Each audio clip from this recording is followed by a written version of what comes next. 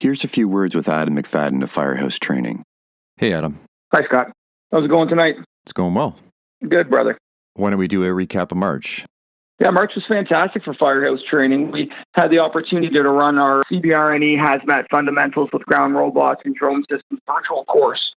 So we had a handful of participants out for that, where we had the opportunity to discuss procedures and different response protocols that occur for law enforcement, fire, and also paramedics on a hazmat or CBRNE scene. We also had the opportunity to see how technologies are used.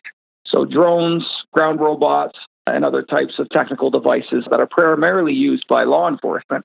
But we're seeing more and more fire departments here, not only in Ontario, but across North America, starting to utilize. So that was a pretty exciting course, and we had some good feedback from that.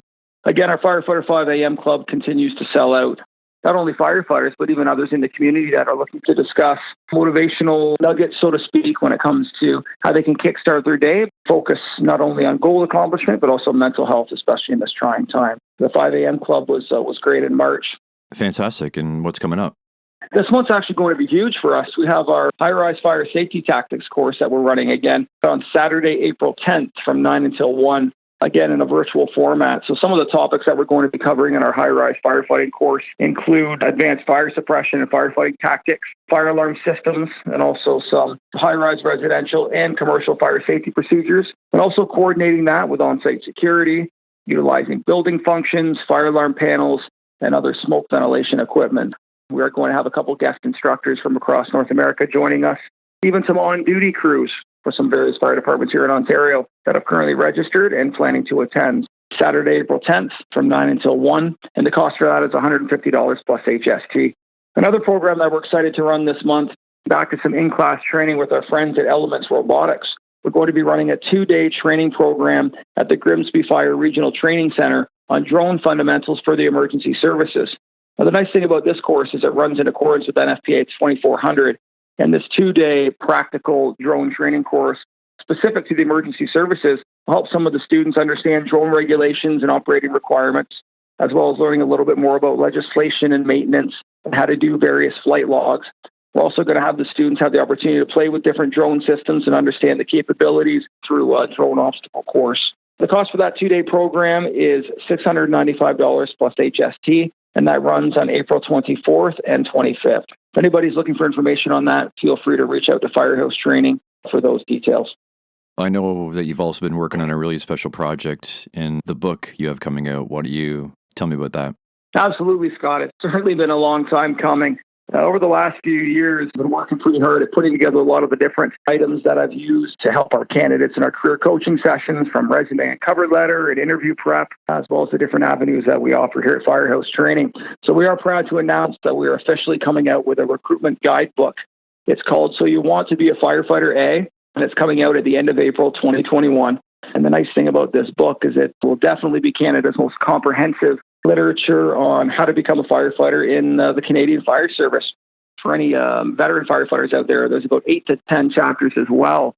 Different aspects of this book includes firefighter roles and responsibility, understanding the different job opportunities throughout the fire service in Canada, tips and strategies and how to land your dream job from the initial application stage to the final interview. There's also hundreds and hundreds of fire service aptitude test questions, sample interview questions, as well as different chapters on managing your fire service career, mental health, health and fitness, promotional opportunities, and also becoming a leader in the fire service. You've helped us out as well by writing the foreword in the book, so we couldn't be more thrilled to have you on board. And those copies will be available on the Firehouse Training website and Amazon.ca and Amazon.com. A portion of all proceeds for the sales of that book will help out local first responder charities, another endeavor that we're looking forward to here at Firehouse Training. Just like to thank you, Scott, and all the Multiple Cause listeners out there for everything over the last year and the work that we've been able to accomplish together. And we definitely look forward to working with yourself and seeing and hearing from everybody again. Thanks, Scott. Thank you, too. It's been great.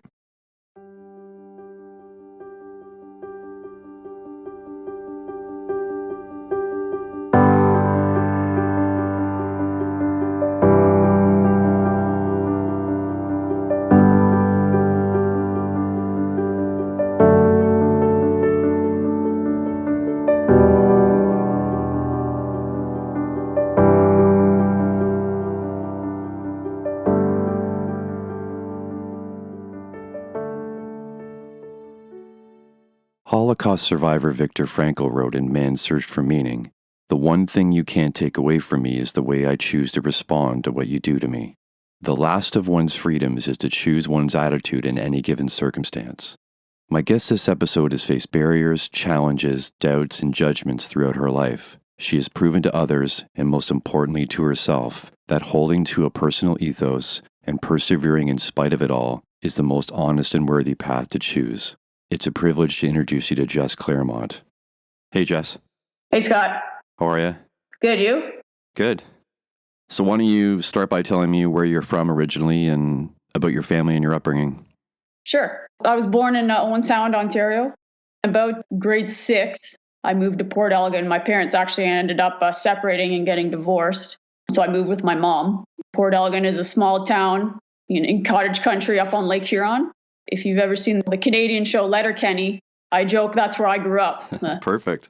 Letterkenny's actually based on Listowel, Ontario, but that's pretty close to Port Elgin there in Owen Sound. So, my parents have lived in Palmerston for years now. Yeah, so same idea, just a small town kind of vibe. When I think of my childhood, my time in Port Elgin, that's what I remember the most, because I would have been there from grade 6 till grade 12. Did you move again? One of my backgrounds is a competitive hockey player. And I was kind of told at a young age that if I wanted to go somewhere in women's hockey, if I wanted scouts to see me, I had to play in the city.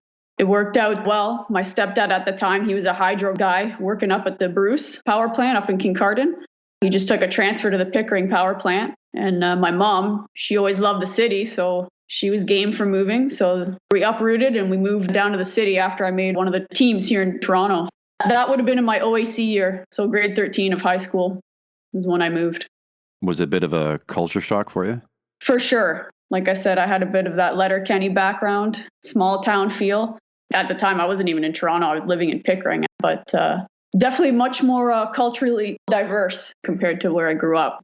I remember I overheard my parents talking one night. It was my stepdad who said to my mom, "How would you feel if Jesse came home with a brown boy?" And in my head, I was laughing. I wasn't out to my parents yet at the time, but I remember in my head thinking, "Oh, what about a brown girl?"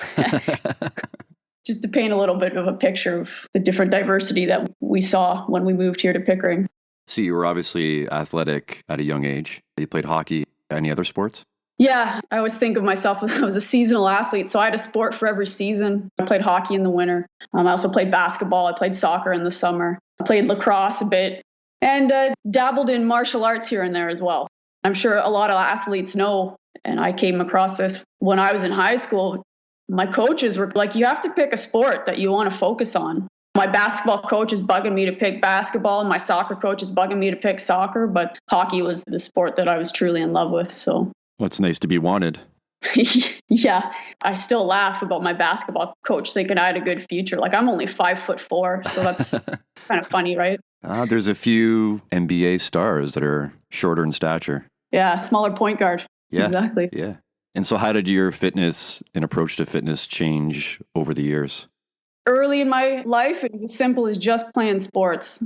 Kept me pretty active. It was later when I was focusing on my hockey career. I was trying out for Team Ontario and I got cut.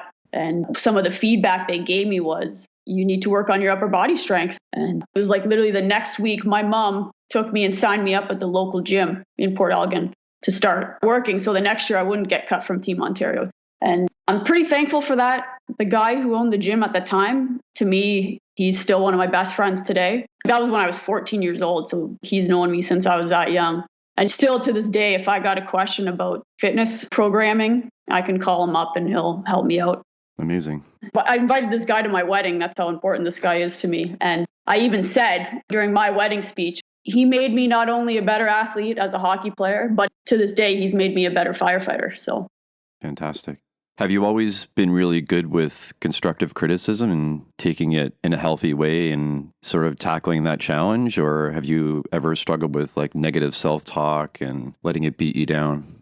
You know what? I don't ever want this to come across as cocky or something, but no, I don't think I really have struggled with too much negative self-talk. I'll still say this. This is something I learned when I was young. People told me, they're like, if your coach is yelling at you, it's because they believe in you. They think you can be better. If they're not yelling at you, that's when you should be worried. What great advice. Yeah, so I still kind of carry that with me today. And you're going to see I relate tons of stuff back to hockey because that's what I knew growing up. To me, even in firefighting, if it's my captain and she's mad at me for something, it's because she knows I can be better. And that's why she's giving me shit for it. So you competed in Firefit for 6 years as well? Yes. So even before I was hired as a firefighter, I watched the Firefit events. And, when I had dreams of being a firefighter, I thought, I want to try that. So then when I did get hired, one of the females that represented Toronto Firefit team, she was the best in Canada. And I remember meeting her for the first time. I was at the academy just learning. And I met her because she was down there training for competitions. And she was huge. Like, she's way bigger than me. And I think I literally said to her, I was like, wow, you're huge.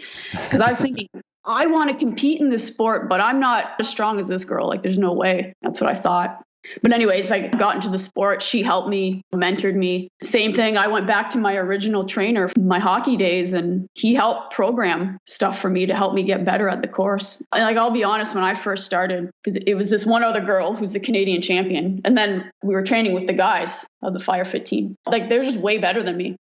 And I was, feeling kind of crappy about myself. So I remember there'd be one day a week where I'd go down to the academy and just train by myself. And literally my trainer set it up. So if you think about, doing a typical workout routine where you do 3 sets of 5 squats, for instance, that's how my trainer would set up. He's like, okay, you're going to run the 7 flights of stairs with 45 pounds on your back. You're going to run that 3 times. So you do it once, take a break, let the lactic acid leave your body, do it again, and then do it a 3rd time, just like I would with squats. And he broke down every exercise like that, whether it was the dummy drag, the Kaiser, the rope pull, the hose advance, everything. So I remember I'd go practice by myself, so I didn't feel, you talked about having negative talk, but when I was training with the athletes that have been doing this longer than me and they were all better than me, I didn't feel as shitty about myself because I'd gone and practiced on my own to get better at the skills. So awesome.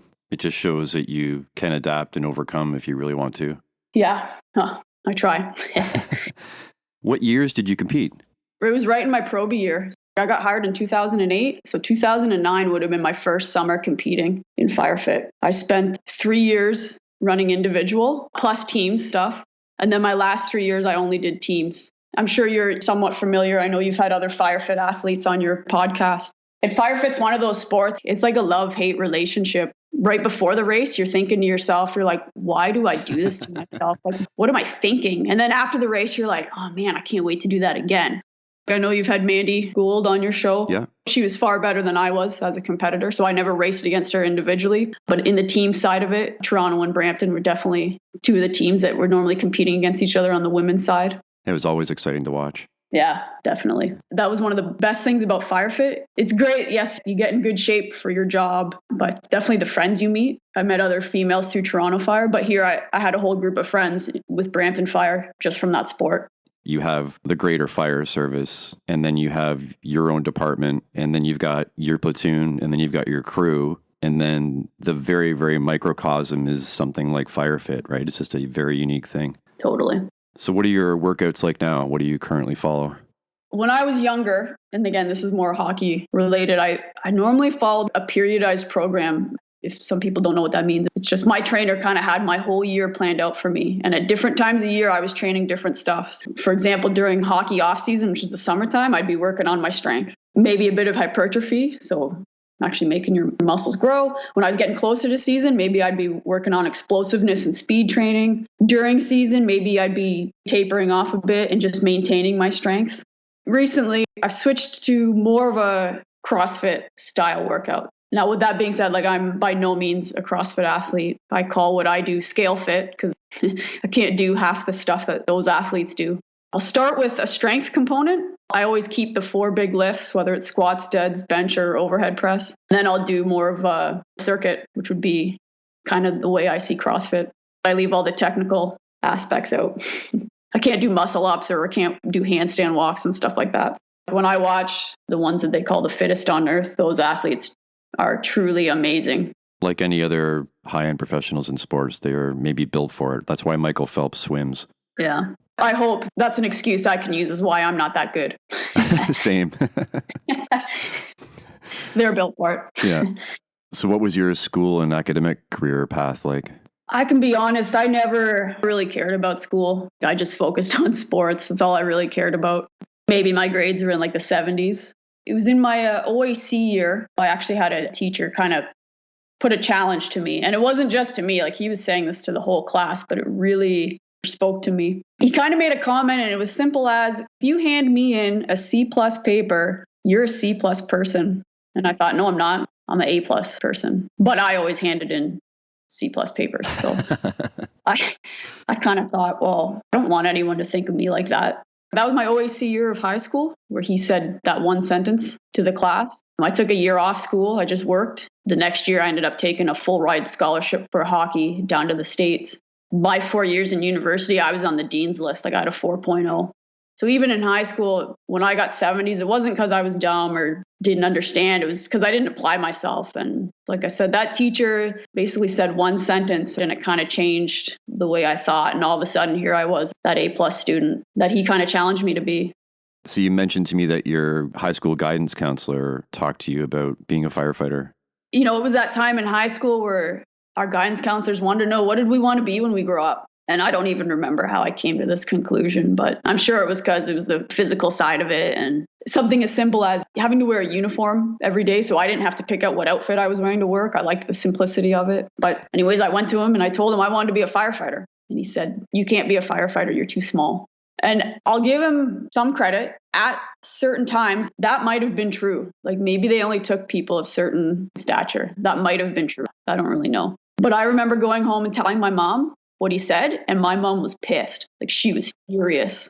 And to be honest, I just kind of forgot about firefighting. I just moved on. I was like, well, I guess I can't do it. And then I can fast forward to university. I was undeclared. I didn't know what I was going to study. Again, I was just thinking about hockey. That's all I cared about. So eventually I had to pick a major, and I picked criminal justice because that was what interested me the most. And I can even remember my best friend and I at the time, we had plans. I don't remember which one of us was going to drive the cop car and which one of us was going to hang out the window shooting people, but like that was our plan. We were going to be cops. And then I remember it was my law enforcement class, and this is in my senior year, so my 4th year at university. And my law enforcement teacher makes the comment, when you're a police officer, you're trying to do something good for your community, but everyone hates you. And I thought, well, I can't do a job where everyone hates me. I can't do that. There it was again, one sentence kind of changed everything for me. And I don't remember what it was. I was probably watching TV or something, and a firefighter came on the screen. And that's when it all came back to me again. I can be a firefighter. So I started doing research, and there it was. I hadn't even graduated university yet, and I was already enrolled for college the next year back in Canada in the pre-service fire program. When did you first start working? Like what jobs did you have before the fire service? A whole mix. I feel like I started working pretty young. I would have still been in elementary school if it was simple stuff like just cutting grass around the neighborhood. I worked for a local farmer, picking fruits and vegetables. I worked at the local gym. Eventually, I went and got my personal trainer certificate. A bit later in life, even at university, I ended up being a resident assistant. One thing I will say, some people probably don't know this about my background. One of the things I did right before I got hired as a firefighter was I worked at a swingers club. I was dying to ask you about this. Yeah. This one has the best stories with it. The reason that came about, I was playing semi-pro hockey at the time here in Canada. And the people who owned my hockey team, they also owned a swingers club. And I remember the one night, my teammates were like, Jess, come on, we're going to go to the swingers club. And I was thinking, what? We're going to go swing dancing? And my teammates are like, no, you idiot. And then, they educate me on what a swingers club is. So I was like, oh, okay. So it starts off like that. We go and we laugh. And then eventually the hockey team owners who own the club, they would have big events and they needed help at the club. So they'd ask us. So we'd go and help. And eventually the 2 jobs I mostly remember there is I would work the front door. So I would take people's money when they came to pay their cover charge, or I would work the coat check. And normally when you're working the door or working the coat check, you're normally only busy at the beginning of the night and at the end of the night. So in that mid portion, I was actually pretty bored. So I'd bring, whether it was my ifs to textbook or maybe it was my study questions to help me study for interviews. I was never good at the aptitude tests. I had to go reteach myself grade 5, 6 math to get better at them. So maybe I had my grade 5, 6 math books there with me. But anyways, I used that time. I truly think that study time that I had at that swingers club, that really helped me get hired. So. Amazing. What was your parents' take on that job? You know what? They were okay with it. My parents have always been pretty supportive of most things I've done. Well, I mean, with that being said, I've always been, I don't want to say a good kid, but, I was a pretty good kid. I have an older sister.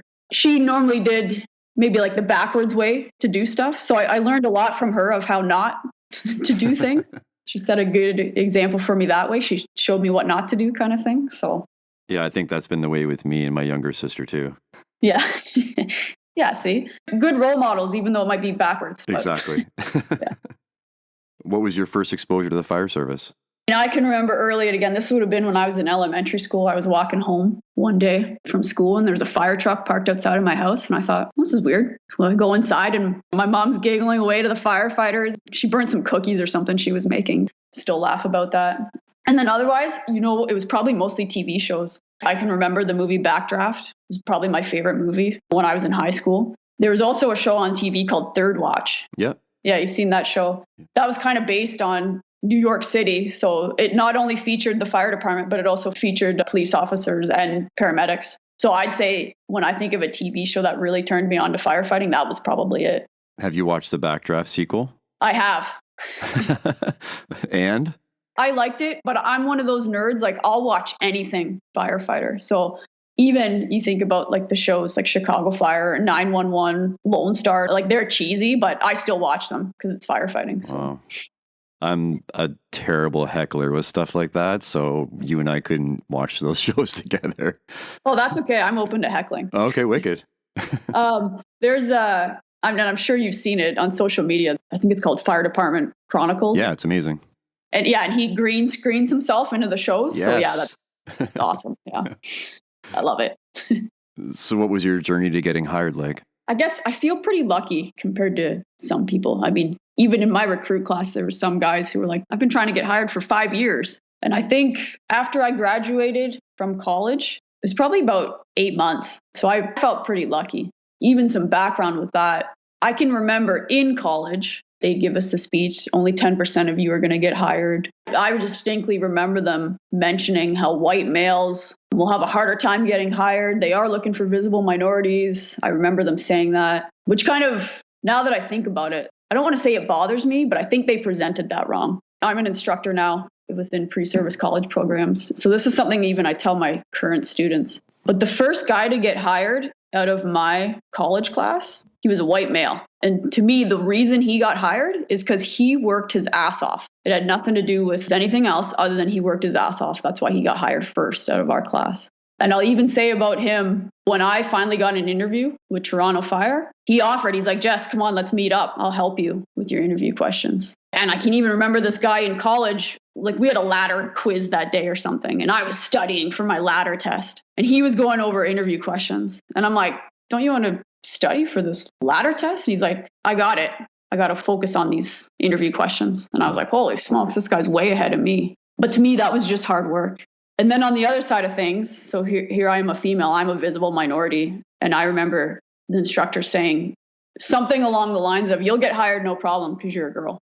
To me, that's not a good message to send either, because I've already mentioned, I struggled with the aptitude test. I might have been getting 70s on it. Like I said, I retaught myself grade 5, 6 math. And then I was finally getting into the high 80s. For a teacher to tell me you're going to get hired, no problem, because you're a female. Well, that's not true. I still have to work hard. I still have to get good scores on the aptitude test. They shouldn't have presented it that way. I've had a student, I think it was last year, and he was a white male talking about how stressed he was about getting hired. And I wasn't sure if he had heard from other instructors that, well, you're a white male, you're probably going to struggle getting hired because they're not looking for white males right now. They're looking for minorities. I told him the story from my college course. That guy got hired because he worked his ass off, and that was it. That's why he got hired first. Nobody else in our class worked as hard as that guy did. So I felt pretty lucky. Toronto Fire, at the time, they had made a huge list 5 years prior. They had a 5-year hiring freeze on where they hadn't hired anyone because they were just working off of this massive list. And like I said, I wasn't really great at the aptitude test. I was still getting used to interview questions and whatnot. But I'd been applying to lots of different places. Just to name a few, like Pickering, Sarnia. I know I was in the Ottawa process, other places in the GTA. Every aptitude test I was writing, I was getting better and better at it. I remember them teaching us that in college. Like after you finish an aptitude test, come outside and write down everything that you can remember. Because a lot of times they use the same tests. So anyways, by the time I got all my ducks in a row, I had my DZ license. I was getting good at the aptitude tests, done my CPR, first aid certificates, all that stuff. all of a sudden Toronto Fire opens. So to me, it was just perfect timing.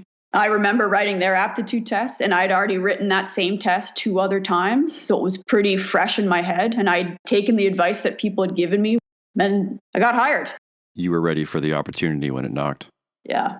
Even with Toronto, you pass their physical test, their aptitude test, their common knowledge test. You have to go through medical exams. You wait for the letter saying, we'd like to offer you this position with the city of Toronto. And I remember I'd come home from work every night and check my email. I'm sure you've heard of it. There used to be this, what would you call that? I don't know if it's like a blog. A forum? Yeah, I think it was called firehall.com or something. And people would post, this department's hiring or this department's hiring. And then they'd post, oh, I got a job offer from this department. So that was my routine when I'd come home from work every day. I'd check my email, and then I'd go on firehall.com to see if anyone else got job offers from Toronto yet. I remember thinking, man, this is torture. Yeah, that's still going on. Oh, yeah. But then that day when I finally did get the email, what a relief. What a great feeling to get that job offer. What was your recruit class experience like? You know what? I found my recruit class was almost identical to my college experience. Even as far as we had some of the same instructors. I don't want to say I thought it was easy, but it was almost like I just repeated college again. So good refresher on all the basics that we needed to know. And good friendships that came out of that? Unsuspecting friendships, if that makes any sense.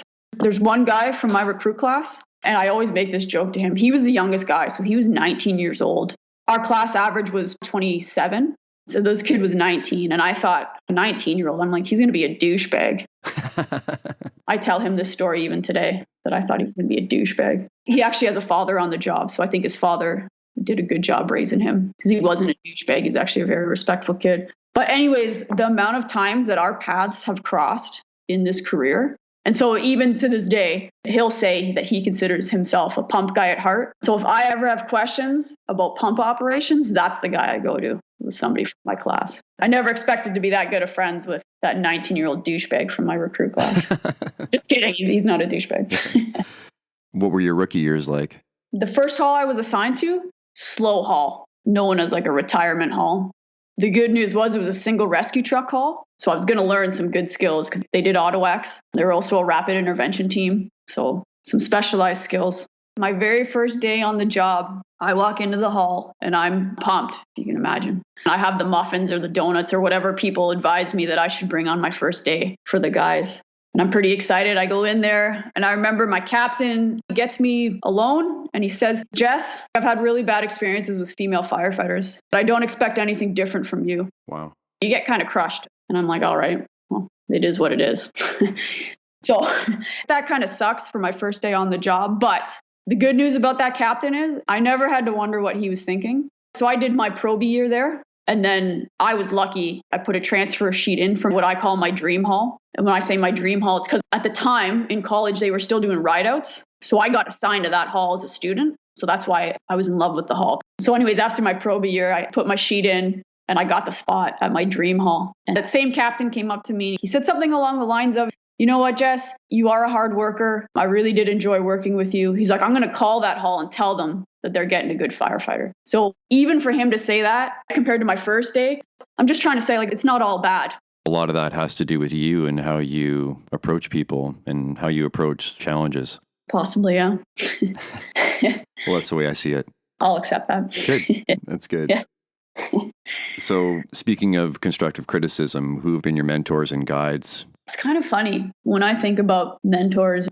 This might be horrible to say, but sometimes I feel like a lot of mine maybe didn't come from Toronto Fire Services, but it came from firefighters outside. My second captain, he probably taught me the most about firefighting tactics, tips and tricks I can use at different calls.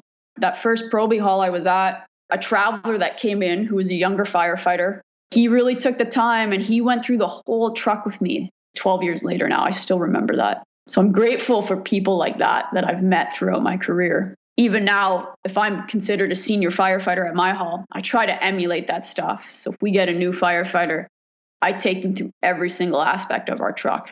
And don't get me wrong, I had senior firefighters that kind of like my older sister. Sometimes they showed me what not to do. Right. That makes sense. Yeah. So, They're teachers too. yeah. What about the impact of social media for you and seeing people outside your department? I would say it's pretty huge.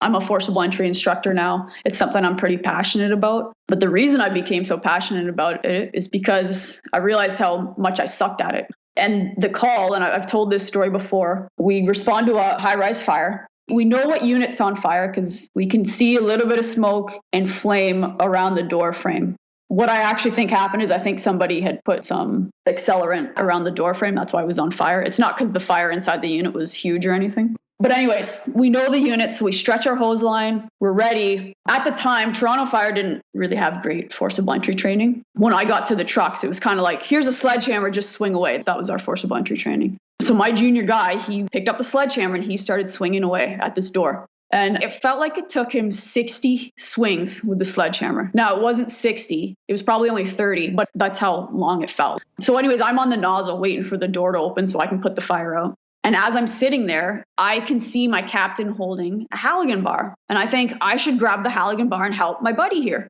But I resorted back to my college training, which unfortunately my forcible entry training in college also wasn't very good. So I thought, I don't even remember how to use that bar. And then, so again, I have a lot of time to think here. I'm thinking, my junior guy who's swinging that sledgehammer right now, he's probably 50 pounds heavier than me. So every swing he takes, he's generating more force than I am because I'm smaller. And I'm not trying to say I can't break a door down. I'm just saying it's going to take me more hits because I'm smaller. Like, that's physics. That's how long I had to think about this. That's how long it took to open the door. Long story short, my junior guy finally breaks the door down. We put the fire out. But when I went back to the hall that night, that was when I started researching forcible entry techniques. And I went to the internet. On YouTube, some of the first videos I saw was Mike Perrone from the FDNY. Oh, he's awesome. Totally awesome. To me, Mike Perrone truly is my first forcible entry instructor that I've ever had. And I've never met him. All I've done is watch his videos. So after that call and after I started doing my research, we would go to other calls and my captain would say, okay, we need this door open. And I would say, hey, do you mind if I try something? And now I'm picking up the halligan bar because now I know how to use it. I'm just trying stuff that I saw Mike Perrone do in his videos. It starts as simple as that. And to have a mentor, I haven't even met the guy, but yeah, he's my mentor. Awesome. How are people receptive to you being an instructor and passing on this information? How has that gone for you? I'd have to say, well, I feel pretty lucky. And I don't know if it's being in the right place or the right time, but I've had a few opportunities presented to me where people just knew. They're like, hey, Jess is a good instructor. Let's ask her if she wants to be part of our cadre. I feel lucky in that way. That's even with the colleges. I had a friend who knew me. They might have seen me teach something, whether it was Firefit stuff or do some forcible entry stuff with them. And they pass it on to their bosses and like, hey, you should look at this girl. So I feel kind of lucky that way. Kind of knew the right people at the right time. And been the right person. Yeah, well, I guess that must play a part of it too. Yeah, 100%. Tell me about some calls that maybe were teachable moments. The first one that comes to my mind is, again, it was at a high-rise fire, and it happened to be a hoarder residence. I'll try to paint the whole picture. Our truck was first on scene. We had elevator control, so my senior guy stayed in the elevator, and it was my captain and I that went up. We walk up, we open that stairwell door to the hallway, and sure enough, it's zero vis. So we start masking up. And I remember my captain saying, the door must be open. That's why it's zero vis in the hallway, which simple concept, but sometimes you forget. The occupant left their door open. So anyways, he's doing a right-hand search and I'm doing a left-hand search. So he's looking for an open door on the right-hand side. I'm on the left-hand side of the hallway doing the same thing. And I think at the time, I just hit the very first standpipe I came across. You know, my captain's doing radio stuff. So I just hit the first standpipe. We didn't locate the fire first. I hit the first one. We keep going down with our search. I got the charge line with me. I come across a door that's open on the left-hand side. So I push it open a bit. I search the left-hand wall. I search in front of the door that's open and it feels like a wall. And then I search behind the door and it also feels like a wall. So I'm thinking, am I in like a garbage chute room? This doesn't make sense. So I put my hand right across the wall and I find an opening and it might be 6 inches. What had happened is the occupant had put their fridge blocking the hallway. And all they left was about 6 inches that this old lady could squeeze through. Wow.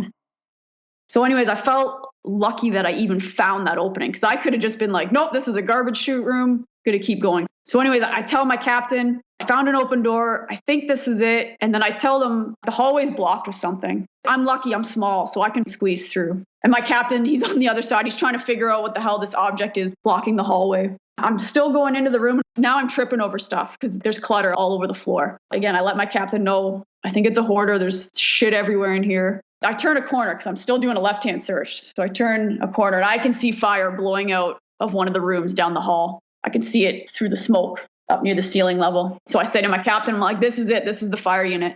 And I said, I need more hose because I was caught. And he's like, that's it. That's all the hose we got. Oh. Remember, I told you I hit the very first standpipe? Right. We didn't know where the fire location was. I just hit the first standpipe. So anyways, the next in crew, my captain, he just tells them to hit the next closest standpipe. And eventually they get me the hose line because they still can't get in this room because this fridge is blocking it. I think they ended up laying the fridge down flat and crawling over it. That's how they ended up getting in. But anyways, back to what I was doing. I get more hose line. I can make the push down the hallway. I put the fire room out because I know which room was on fire. And then I start a primary search of that room because that's what we're taught. Again, this was a hoarder fire. So in this room, I can tell you the pile of stuff was probably piled up to my chest level.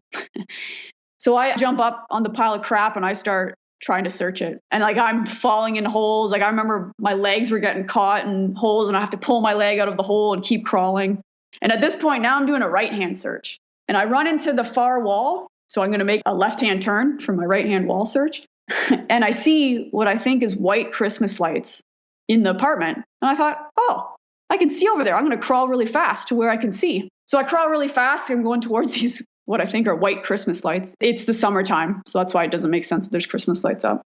Anyways, as I get closer, I realize those are not white Christmas lights. Those are City of Toronto lights. So now I'm starting to realize, okay, I'm sitting right in front of a window and I reach my hand out to touch the window, but it's blown out. So if I hadn't slowed down, I was literally about to crawl right outside that window. And we were 17 floors up in that high-rise building. Most of the times in our careers, I feel like it's pretty safe, right? We do all this training and we're prepared for anything that comes to us. And then you have that one call or whatever, one instance, and your asshole puckers. And literally when I reached my hand out that window, my asshole puckered because I realized what I almost just did. Right.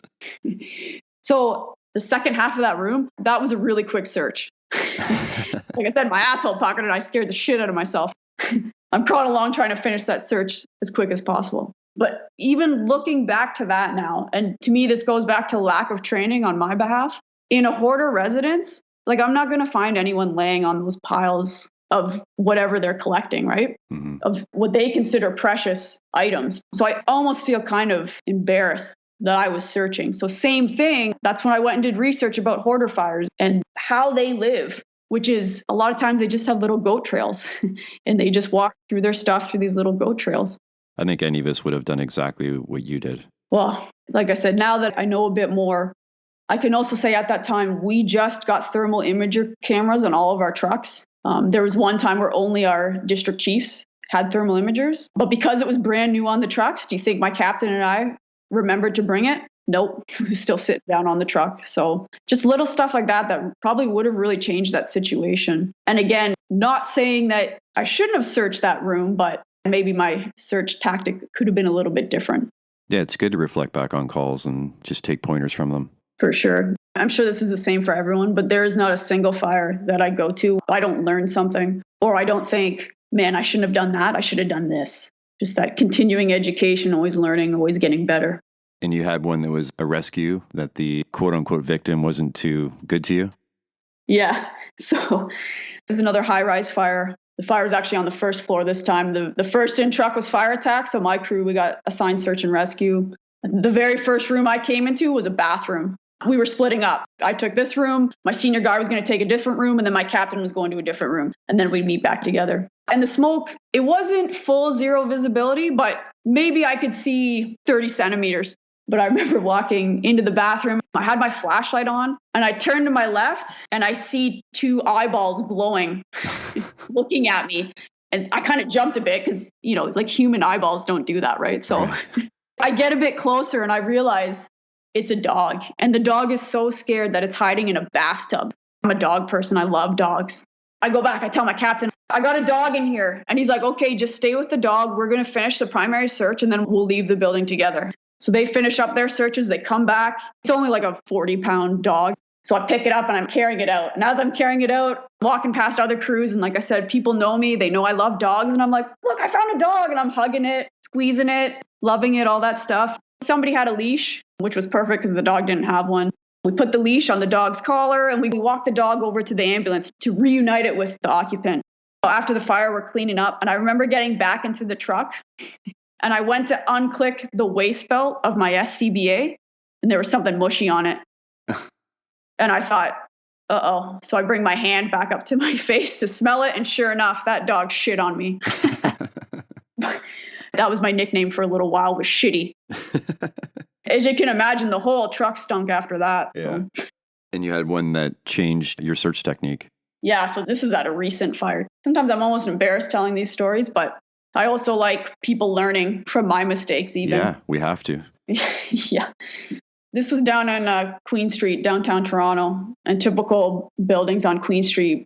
It was a mixed occupancy. The ground floor is commercial, and then the top 2 floors are normally apartments. So we had a guy hanging out of the window on the 3rd floor apartment. So we throw a ladder up, we assist the guy down the ladder. I remember one of the captains saying, "Is there anyone else in there?" And he says, "My roommate." So me and another guy, we climb back up the ladder and we basically do VEIS through that 3rd floor window. We do a search of the room. It's clear, and then we move on. So I think my buddy, he goes to the hallway straight across from the room, and I do right-hand turn. And I'm doing a typical search technique that we all learn in the academy, which is just crawling around on my hands and knees. So I'm crawling down this hallway. It's a narrow hallway. I learned a search technique from a Los Angeles firefighter where you're on your hands and knees, but you're kind of moving sideways. So your feet are actually in contact with the wall, as opposed to your hand and your leg, like my right hand and my right leg. Down this hallway, I couldn't do the search technique, which was to have my 2 feet on the wall, and it kind of makes me stretch out further.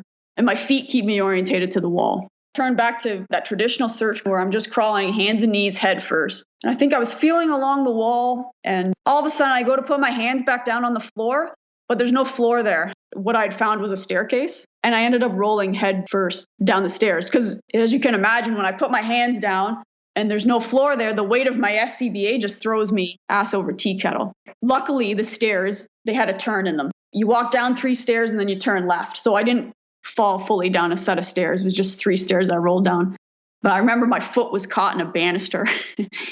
Me and my buddy had made entry through the 3rd floor window. There's firefighters on the 2nd floor. I can hear them. That's where the fire is. And I'm thinking, I can't let anyone see me with my foot stuck in this banister because I just rolled down the stairs. So I'm trying to pull my foot out really quick so nobody can see me. Toronto fire, we're like cockroaches. Like there's firefighters everywhere. I go back up the stairs to find my buddy and I just say to him, "The stairs are over here." That's all I said to him. Yeah. So even that, where I roll ass over tea kettle down a set of stairs, I've seen that search technique that you mentioned, which is like a glorified clamp slide technique for moving hose lines, where essentially you have a foot out in front of you. You can sound the floor to make sure it's there. And most of your body weight's on your back leg. So if you found a hole in the floor, you don't go head first into it. Just that lead leg will fall into it, but all my body weight's still sitting on my back leg. Yeah. I had tried it. I'd played around with it. I didn't really like it. And maybe it's just because it was different. But I'm telling you now that I rolled head first down a set of stairs, that is definitely a technique I'm going to get more comfortable with. What I love so much about Aaron Fields offering that to everybody, even regarding search, is it's almost just that position you always get into. Like that's the position for clamping the hose. That's the position for searching. It becomes just a habit of that's your position when you're in low vis. Yeah. Simplifies things. Definitely. That's another guy when you look at a fire service mentor. The first time I took his class, and this is the same even as an athlete, I was never the worst, but I was never the best. I was just kind of in the middle. And when I took his class, I remember feeling about myself that I was a decent firefighter. And then I took his class and I'm like, wow, I'm a shitty firefighter. Compared to this guy, I'm shitty. This guy is way better, way more mastering his skills compared to what I've done. I had the same experience. Oh, good. I'm glad I'm not the only one. A lot of us will echo that sentiment. Yeah. So again, as a mentor, wanting to be a better firefighter, to be more like him, to be as professional as he is. Yeah, big time. So that even just speaks to you meet someone like that or watch what they're putting out online, and it may be geared toward engine work, but it's so much bigger than that because it's the mentality and the approach, and then it affects how you deal with everything beyond engine work. For sure. And I mean, I'm not sure what your department's like. Sometimes in Toronto Fire, we can be a jack of all trades and a master of none, whereas some departments down in the States, they truly are masters of their trade. So like you mentioned, whether it's engine work or the truck guys, they have very specific jobs that they are supposed to do. Recently, this is an FDNY firefighter. They said, if you're an engine guy and you make a rescue, you get no credit for it because that's not your job. Your job is to stretch line and put the fire out. That's how they operate down there. There's a lot of credit to that. There's something to it. The longer I'm on, the more I think that we get watered down and it's too much to cover. And if we just focused on your one role, you could, like you said, become a master of it. Yeah. At first, I didn't totally understand it. I kind of liked that I knew how to do everything. I could operate an aerial if I needed to. I could do auto X if I needed to. I could stretch hose lines if I needed to. But like you just mentioned, maybe some of my skills are a bit watered down as opposed to being really good at something. The jack of all trades makes it more exciting or interesting for us as individuals, but maybe we're not delivering the best skill we can when we have to deliver so many. Yeah, totally. You've had some other funny nicknames. Yes. One of the very first ones I had, this is early in my career. The guys started to notice when we were running medical calls, we'd have a lot of male patients and they were always naked. Always naked. So one of my senior guys, he made this observation and he goes, I'm going to start calling you the Wiener Queen. And I was like, okay, fair enough. And it would continue. Like I said, we'd run medical calls, male patients, and their dicks would always be out. Never failed. So then there's another guy on my crew, and I'll just say maybe he's not the sharpest knife in the drawer, but he hears this nickname and he's like, the Wiener Queen. He's like, I like that. He's like, I'm going to call you TWK. And in my head, I'm thinking, K. I'm like, I'm pretty sure queen is spelled with a Q. But I'm still pretty junior at the time. I'm not going to say much, but I kind of bring it up. And then the other guys around the table, they hear. So then it turns into the joke on this guy, right? Because he thinks queen is spelled with a K.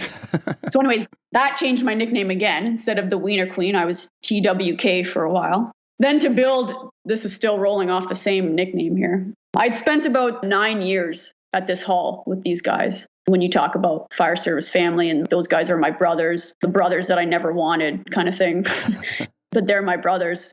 Finally, I make the decision that it's time for me to move on and I'm going to switch command. Like Toronto's a big city, so I actually ended up going to downtown Toronto. So they're doing their farewell stuff. And some of the traditions that we have for farewells is even on your birthday, like you're taking a whipped cream pie to your face. I get some of that. One of the guys, he's a baker. He bakes cakes for any special occasions, people's birthdays and whatnot. So anyways, he baked a cake for me leaving. He likes writing messages on the cakes. And on the cake, it said something like, TDK, you will be missed. And he shows it to me. He's like, what do you think? And I'm like, wow, that's great. Like, thanks. I really appreciate you taking this time to make this cake. So anyways, after dinner, we're kind of sitting in the TV room. And one of the other guys asked me, he's like, Jess, what the hell does TDK stand for? And I was like, I don't know, Marty. Like, I didn't have the heart to ask Jeff what it stood for. I just smiled and thanked him for making me a cake. Jeff walks in the room and Marty, who's a mouthier person than I am, he's like, Jeff, he's like, what the fuck does TDK stand for? And Jeff goes, the Dick King. And Marty's like, that's not a fucking nickname. Now we had another spinoff. That was all from one nickname. Another story about some nicknames that we'd picked up. Actually, I think this is the same fire. I told you a story about the forcible entry. This is that same fire. The guy I was working with, he's like my best friend at the hall. So we come out of that fire and we have the biggest shit-eating grins on our faces because we just had a fire. And we walk out of the building and one of our senior guys is down there. He's an acting captain. And he looks at us and he goes, well, well, well, if it isn't the Wonder Twins, Scrotum Boy and Wonder Girl. In my head, I'm thinking, Wonder Girl? That's not a bad handle to have. And then as soon as that thought enters my brain, he leans over to my buddy and he goes, by the way, you're Wonder Girl. Oh, jeez. I'm like, what the fuck? That makes me Scrotum Boy? So the nickname, the Wonder Twins, went on for a while, but... Where does that even come from? It must be some TV show before my time. I'd assume the TV show didn't have Scrotum Boy in it, but the guy who said that whole sentence, he's notorious. He can say one sentence and insult 8 people in the room in totally different ways. Amazing. So, yeah, he was kind of known for that. Yeah, you got to appreciate that art. Oh, totally. I kind of laughed. Like, I'm a lesbian. I wasn't open about it necessarily when I was first on the job, but I am now. It just makes me laugh, even when I think about it now, when the majority of my nicknames are all based on male genitalia. Right. So let's segue off of that into your feelings of women in the fire service.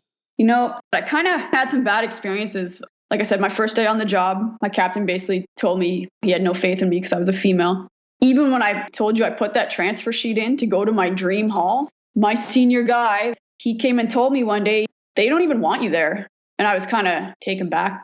I knew these guys. I was a student with those guys. I thought they liked me. He might have had some selfish motivation for telling me this, but I also think he was trying to protect me.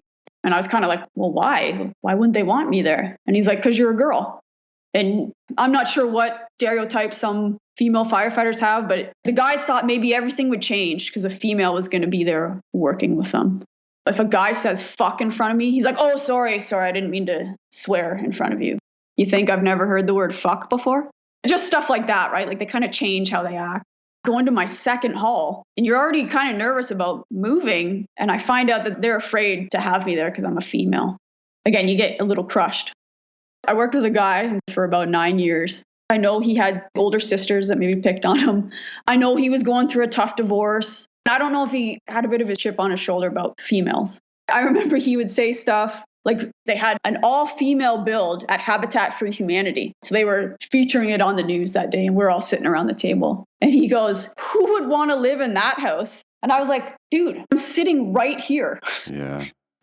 And then there's another time, and this is just me and him. And he must have had an experience the night before. And it was something with his kid and the soccer team that his kid was playing on. And there was a female coach. Whatever situation happened, he kind of finishes his story with saying, women should never be in roles where they have to have responsibilities like coaching. Yeesh. And I mean, he knows me. I'm a coach. Like I coach lacrosse. I'm an instructor. Like he knows all this about me. And I said, everything you're describing is me. It was just me and him talking. There was nobody else in the room. It's not like he was showing off. And he said, yeah, but you're like one of the guys. As nice as that is to hear, at the same time, I am still a female. I represent other females out there. We're not all this one stereotype that you think we are. We're different. I wanted to ask you, and I don't want to put you in a position to have to speak for others, but I'm assuming that you're closer to having an answer for this, way closer than I am. I've said often when I'm speaking about mental health that we're not going to be able to eliminate stigma or any isms like racism, sexism, any kind of bigoted, backwards, ignorant mentality. You're not going to eliminate it, but we can shift the culture within the fire service or even within our country, hopefully globally, if we want to expand it that far, to sort of own the house, right? We're the majority that see the reality the way it is. And then those that are ignorant to it, they're the minority in their thought process. And it quiets that down, or at least they don't feel so emboldened that they can just outright put people down openly like they do. Yeah. I feel like there's been a massive shift culturally with the views on sexual orientation and gender. We're probably in the best position that we've ever been in. Mm-hmm. But I just wonder what it's going to take for gay men in the fire service to be comfortable enough to be open about it. What's it going to take? Yeah. And I mean, I don't have an answer for you. I don't know. You think it's just something as simple as to normalize it. Like you had mentioned with genders in the fire service, it is becoming more normal to see female firefighters on the trucks. So I just assume if there was more gay men that came out, then maybe it would be more normal and other people would see it's okay. And that, yes, gay men can be firefighters too. I'm not sure, to be honest with you. It just puzzles me that we see the shift in the general culture, but not in our microculture. Most of the female comments throughout my career were majority from the older generation of firefighters. The younger generation, it's more normal for them. It's not as new or different, I guess. Right. So we're sort of dealing with a war of attrition where eventually the mentality will just naturally shift. I assume, yeah, that's what will happen. Do you have any access to, are you aware of, do you speak to people that are still holding back who they truly are and wish they could be open and be themselves? What kind of conversations do you have? What is your sense from them and what's holding them back? Honestly, I can't say I've had any conversations like that if people had approached me. So Yeah, sorry. That's okay. No, I just figured you might have more of an answer than I would, and I've just been puzzled by it. Yeah. I just wish it was different. Yeah, no, and me too, trust me. One thing I will say, and I realize Toronto Fire is a little bit different. They've had women on the job for over 30 years now. I have a female captain, and she's been on the job for 30 years. And if you think some of the departments within the GTA, their first women on the job would have been under 10 years. So Toronto Fire is a pretty progressive department by having women on that long. And we're not perfect by any means. We still have a lot of work to do to improve and to be better. But I feel lucky. Some of those women really paved the way for my generation. Some paved the way in a good way, and maybe some paved the way in a bad way.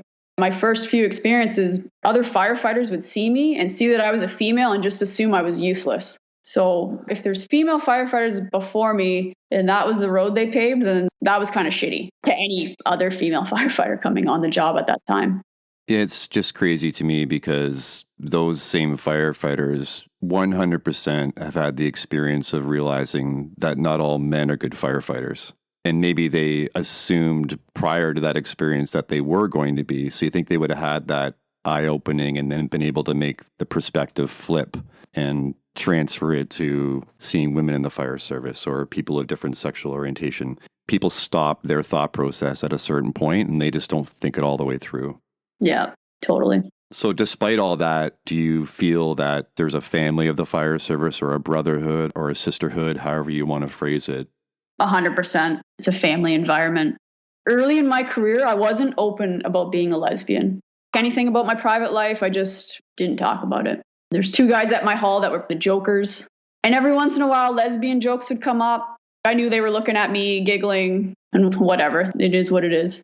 And eventually, time passes and I'm starting to feel more comfortable and I come out. I come out to my best friend at the hall first. And then slowly I start telling the guys. And I ended up telling one of the jokers first because I was maybe a little bit closer with him. So I opened up and I said, I'm a lesbian. I have a girlfriend, blah, blah, blah. Fast forward a bit and we're at the kitchen table again. And the other joker's in there and he starts making the lesbian jokes. And normally the other joker would join in and it would kind of be like a tag team, right? But this time, the guy that I came out to, he redirects the joke and he redirects it at some other poor innocent guy sitting at the table. And then that guy becomes the focus of the joke. Now that he knew who I was, he was protecting me. One of the guys at my hall, he had a duty exchange come in and the duty exchange just happened to be a brown guy. I wasn't actually at the hall this day. The next shift, the senior guys told the guy who did the duty exchange, they're like, don't ever do a duty exchange with that guy again. He was too serious. He didn't get our jokes. And it kind of came out that, yes, some of them might have been racially aimed. And I mean, good for this kid who would have been standing up for himself. Because when the lesbian jokes came my way, I just took it. I didn't stand up for myself. But anyways, going back to the racially motivated jokes, I remember one of the senior guys saying, we make those jokes because when we go into a fire, I have to know that you got my back no matter what. And I'm not saying that that is the right way to approach it, but that was just his interpretation of joking around and whatnot. Yeah, it seems like broken logic and a weak excuse. Yes, I don't think that's the right way, but this is how he described it. Yeah. So then when I related it back to my experience with the lesbian jokes and when those guys knew me, that's all they wanted to know. They just wanted to know who I really was. Because now it's like I'm part of their family. I opened up to them. And from that point on, they protected me and they never made those lesbian jokes again.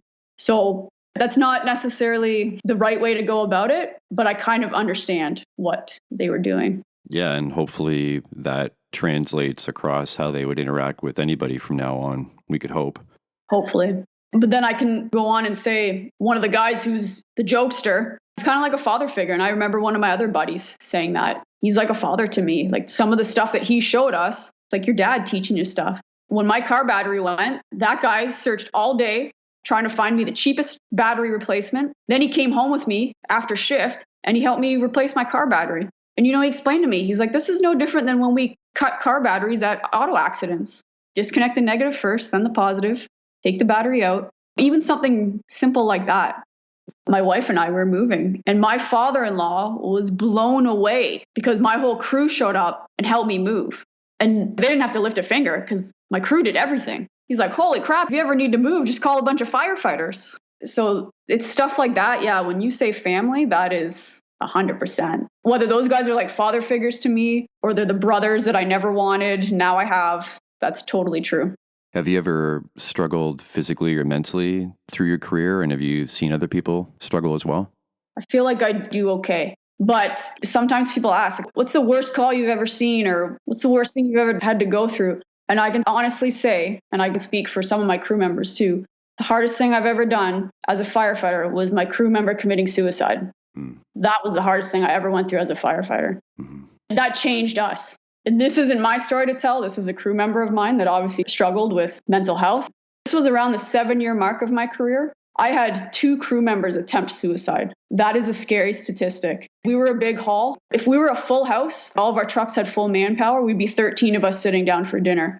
2 of them attempted suicide. One was unsuccessful, luckily, and the other one was successful, unfortunately. That's something they don't teach you when you're in college, something that we might have to deal with. So Ryan was my crew member who unfortunately was successful in his attempt. He committed suicide on a Friday, and we showed up for work on the Saturday. I was at a hockey tournament, and I got the phone call from my best friend, and he said, Ryan killed himself. I always remember that tournament. That's when I got the call. And that Saturday, when we showed up to work, I knew that there was guys who were like, we shouldn't be here. We shouldn't be at work today because Ryan just killed himself yesterday. And even my best friend, he told me, Jess, I couldn't even pull in the parking lot this morning. He's like, I had to do a couple laps around the block to just pull myself together before I pulled in here. For me personally, there's nowhere else I wanted to be except for at the fire hall with those guys. To me, those guys knew Ryan the way I did. My wife, she didn't know him the way we did. So I wanted to be with those guys that day. But like I said, I knew there was other guys there and their feelings like, we shouldn't be here right now. They called EAP in. So basically we were out of service for, I don't remember if it was the morning or for most of the day, but EAP came in and sat down and tried to talk to us. And I don't want to offend you at all because I think you have a background. No, you're not going to offend me. Okay. I just remember the EAP guy coming in. He's kind of like, if you guys want to talk, we can talk. And everyone was just silent. We just sat around the table looking at this guy. And I remember thinking, I don't want to talk to you. I don't know you. I want to talk to my crew. That was how I wanted to get through it, was to be with my crew and to remember Ryan. Do you think the guys that were vocalizing that no one should be there that day, do you think they wanted to be there just like you because of the family and the closeness of your crew and be together, but they were concerned about running calls and being on point or witnessing something when they're raw that might damage them and traumatize them even more? Yeah, 100%. And it's funny the little things you remember from certain circumstances. I remember my captain who was very direct. And he asked the EAP guy, he said, how did Ryan kill himself? And he wanted to know the specifics. How did he kill himself? And the EAP guy wouldn't tell us. And I mean, we've been hearing rumors. I'm sure that some of those guys were concerned that if we ran a hanging that day, we wouldn't react the way that we should because that would have hit really close to home. Right. So I'm sure that had some of it to do with it. Yeah. You mentioned you were at a hockey tournament when you found this out. So let's step off of that and tell me about the Toronto Fire women's hockey team in general. The Toronto Fire women's hockey team, that is probably something that I am most proud of. Because for me, that was taking my 2 passions, hockey, which was from when I was younger, and now my passion is firefighting. That was putting my 2 passions together. I don't know 100%, but I'm 95% sure that we are the first department to have an all-female firefighting team. And I understand in Toronto, we're a much bigger department, so we would have more bodies to pull from. 1, they have to be female, and then 2, they'd have to be hockey players. There was a long time I played with the Toronto Police women's team. I played for years with them because there wasn't enough women on Toronto Fire to play. So we've got house leagues that we play in, and I always played in the Scarborough House League. And one year, we just hired a bunch of new women, and a bunch of them played. Because there was one time where I might have been one of the only females in the Scarborough House League. And then all of a sudden, we had like 6. The wheels are starting to turn in my head. I'm like, this is just an East command. We have 3 other commands in this city, and I know of 6 in East. How many other females do I not know about on this job? So I start to put the word out, and sure enough, all of a sudden, we got enough to make a women's hockey team. As the years go on, every time we hire, we're getting more and more. And like these girls played high levels of hockey. Like they're good. Like they're really good. We're getting better and better, which comes with some pros and cons. Majority of the tournaments we play in are emergency services tournaments. So a lot of times we're playing other police teams from other places. But same thing, they might not have as big of a pool to pull from. So sometimes in those tournaments, because we're a very strong team now, I don't want to say it's not fun to play in those tournaments, but sometimes it's tough. We were the first ever all-female team to enter the Southern Ontario Firefighters Hockey League tournament. Pretty emotional time for me because I played in that tournament for years. I just played with the Scarborough House League. There was lots of times where I was the only female in the tournament. And then as the years went on, there'd be a couple others, like one from Brampton or one from, I remember the airport fire department had a female on their team. So for us to eventually have a full team of female firefighters, it was pretty exciting. Now, the other side of it, it can be tough sometimes. I felt like I was putting my teammates in danger because there's still sometimes at those tournaments where the guys don't like it when there might be a female that's better than them. And I'm just talking about hockey. I had numerous times. There was one game I had a guy run my best player and it was an open ice hit and just fucking smoked her. And if that was two guys teams, there would have been a fight. That's how obnoxious this hit was. And I couldn't do anything to defend my teammates. I'm not big enough to fight. We're not going to fight a grown man. We're not dumb. It's not going to go well for us. All we could really do, and my player did this, she just got back up, skated over to the face-off dot, and waited for the puck to drop. Amazing. So I take some stuff personally, I think, because to me, I feel like that's my team. And I put that girl in that position. I had another senior firefighter say to me, because I was telling her my concerns. And she says, Jess, these are all female firefighters. She's like, you don't think they've been in that position before where somebody tries to knock them down?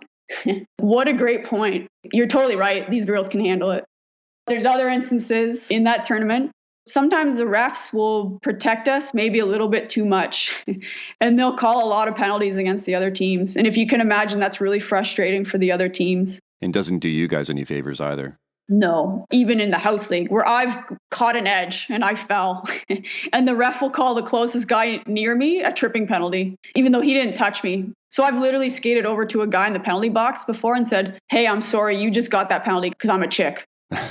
Same thing in that tournament. And don't get me wrong, there's times where, yes, the refs needed to protect us because like I said, I had a guy run my best player. But then there's sometimes it's kind of like, stop calling so many penalties because the other team's getting pissed off at us. You know what I mean?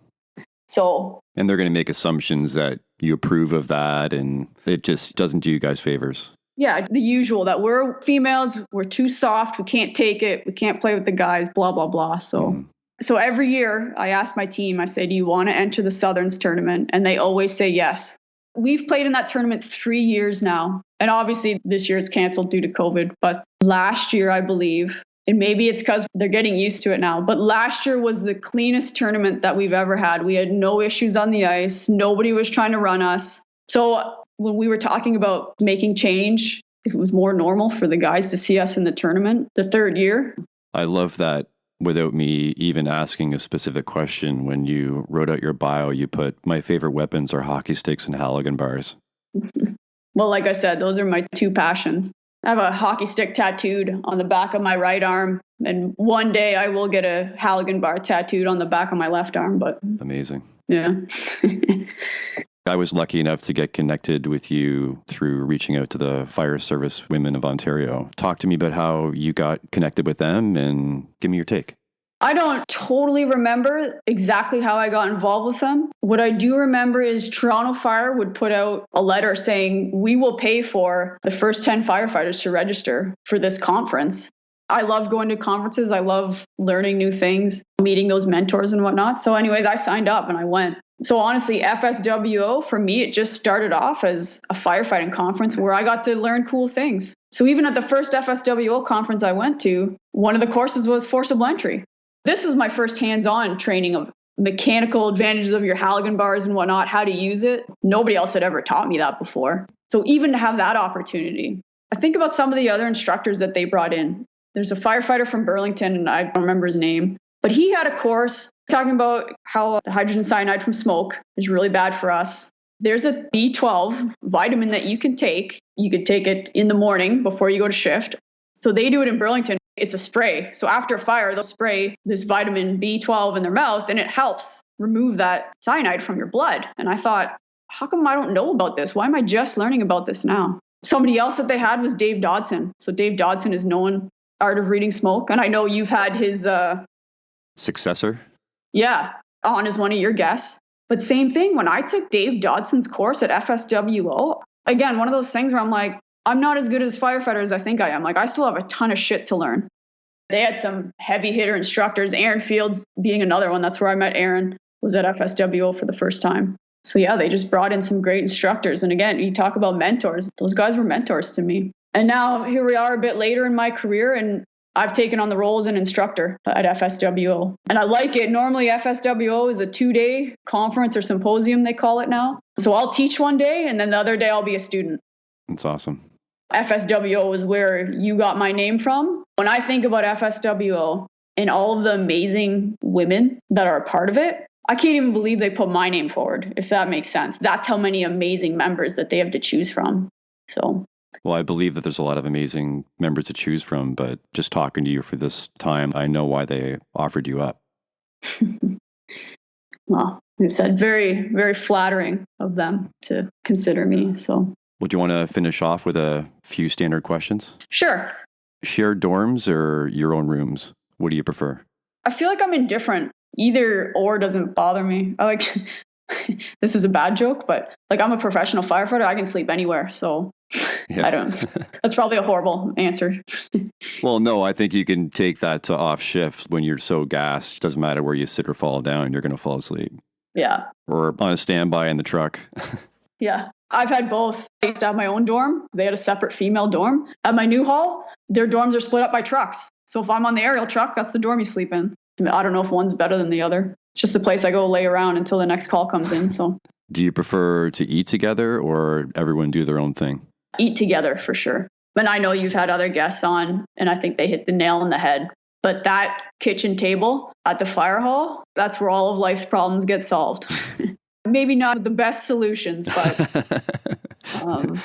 I've never heard it extended and put that way, so that's brilliant. I'm going to steal that, and I'll give you credit for it. Yeah, that's a lot of where your family time is at that kitchen table. Do you prefer to do crew workouts or workouts with colleagues, or do you like to work out on your own? This will probably sound bad. I'm a bit of a lone wolf, and I don't know if that goes back to the Firefit. I'll even make jokes now with guys that I work out with. They're so much stronger than me. It makes me feel shitty about myself. I'll be doing like 1 rep max deadlifts. That's a heavy weight for me. And they'll be like, Jess, you can just leave the weight on the bar for me. I'm like, are you doing deadlifts? This is a joke. But they'll be doing like bicep curls with my fucking deadlift weight. But I used to get mad at the guys. I'm like, fuck you.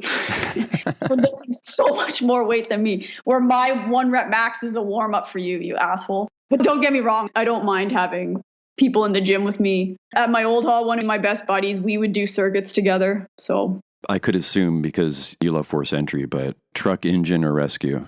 I'd have to say I'm probably a truckie at heart. I've mentioned I was never really great at math, so pump operations isn't always my strong point. I love, and this is more so at my new hall, we are more masters of specific skills. So again, I am signed to an aerial truck and we do search and rescue. That's our role. Our pump truck is going to stretch lines. We're going to go do search and rescues. I really do enjoy that part of it. Being ventilation sector at a high-rise fire, that's not that fun. But that'd be your job. On the other hand, at a house fire, if I get sent to go cut a hole in the roof, then now that's back to fun again, right? So right. Don't get me wrong. I love stretching lines. Some of the best fires I've been at, it's when I'm on the end of the nozzle. Those are my favorites. So I don't know. Maybe I'm a liar. Maybe I'm not a real truckie, but... You just like to do fun shit. Yeah. And then you go to AutoX. I love doing AutoX. I wish I could do more. Jumping off being on the nozzle, do you have a preference, smoothbore or fog? I'd be a smoothbore, cartel for sure. I'll try not to get into many details. I know that's a sensitive topic. No, you can speak to it all you want. This was the eye-opener for me, and this wasn't even in a real fire. I was doing flashover training. I have my own theories on a whole bunch of stuff. But anyways, I remember the instructor saying, it's guaranteed that somebody is going to open a wide-angle fog within the flashover container, and we're all going to feel the steam burns. And sure enough, in that training, somebody forgot to check their nozzle pattern because we were using a combination nozzle. And yeah, it got real hot in there really quick. Even now, Toronto Fire, we started doing flashover training. And I think they should show that They should teach everyone that how a fog nozzle can steam burn us. Like they should teach that. Even though, it's a shitty thing to go through, but they should show it. Because to me, that was the eye opener for me. Somebody just accidentally opened the fog stream. One thing that I try and show everybody when I'm doing the hose handling stuff in stream application is that the fog nozzle, put it down and move it, it could just roll to another pattern. 100%. Just from friction on the floor. So you have to have the habit of picking it up and turning it to the right every time before you open up. Yeah, 100%. Even when I'm teaching with my students, like you said, we're just crawling through the burn house, and sure enough, the pattern's changed. They set it on the outside of the building, but it's changed by the time they get the fire. So being an instructor, are you fond of acronyms? Do you use them? What's your take on that? Sometimes. It's like yes for some and no for others. This will probably lead totally off point here, but I even look at OFM sign-offs that my students have to do. When you call a Mayday for students, they have to remember lunars. And here I am as an instructor. You think I can remember what? I don't even know how many letters that is, like 6 or something. Do you think I can remember all 6? Like, that's a lot to remember, especially in a stressful situation. If you're calling a Mayday, there's no way I'm going to remember all those. Yeah. Whereas in Toronto Fire, we keep it really simple. We do blip now, where you push your emergency button. Then it's just simple: your location, identification, and your problem. So maybe my answer to that is keep them short. We're just firefighters. I can't remember too many things. I think Aaron Field speaks to that sometimes. He talks about the rule of 3s. That's about as much as our brain can remember. For that example, that's 100% true for me. I like the idea of blip. Like, you're having a problem. It's just a little blip. I'm trapped. It's just a blip. Yeah. I watch videos of firefighters who have been in Mayday situations, and I'm even impressed that they remembered to call a Mayday. Because when they describe what they're going through, I'm thinking, I would just be trying, whether it's self-rescue or the crew I'm with, I would totally forget to call a Mayday. So even that by itself just impresses me that they remember. That's a shitty situation. You might die. That's why you're calling a Mayday, right? Well, I mentioned it before, but I'll mention it again. This was a real pleasure talking to you, honestly. I'm glad we got connected, and I wish we could work together. I feel like we'd be good friends. For sure. Well, I love talking about firefighting. Well, hopefully when things open back up, we can actually connect at one of the conferences and say hi. For sure. I think you had been posting about the smoke showing conference that again got canceled. Last year, I was scheduled to go to 3 conferences. I was going to go to FDIC early April. I was going to go to the smoke showing, which I think was at the beginning of summer. And then FSWO is always in the fall. And COVID just wiped all of that training out for me. So I think that's probably the one thing I'm missing big time right now is going to conferences. That's a good trifecta you had planned right there. Oh, totally. Even the smoke showing. So that would have been their first year. Mm-hmm. But they had some great instructors going to show up there. So that's awesome. Because, there's sometimes in the fire service, and I don't know if you've ever felt it, where you kind of feel like, man, is there nobody else like me? Like, is there nobody else this nerdy about the job as I am? And then when you meet those people, you're like, yes, like I found my people. You know what I mean? So, and you find people that you can aspire to be even a bigger nerd. Totally. Yeah. I'm not big enough of a nerd. Yeah. That goes back to the Aaron Fields thing where I thought I was a good firefighter. No, I'm not. I got lots to learn still. So this was awesome. I appreciate it. Well, thanks for having me. Maybe down the way we do a part 2. Sounds good. Cool. All right. Well, enjoy the rest of your day. Yeah. Thanks. You too, Scott. Thanks so much.